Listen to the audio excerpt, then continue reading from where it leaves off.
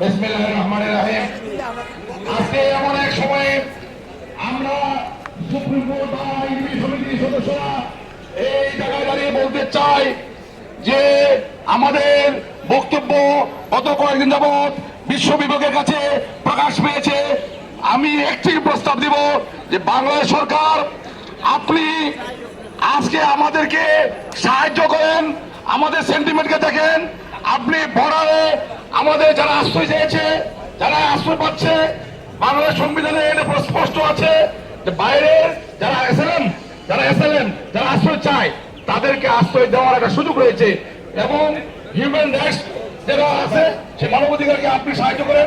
আমরা আপনার কাছে দাবি করবো বর্ডারে যে সাহায্য দরকার, এবং সেনাবাহিনী এবং বিজেপি তারা আপনার সাহায্য এগিয়ে আসেন। এই বলে আপনাকে বক্তব্য।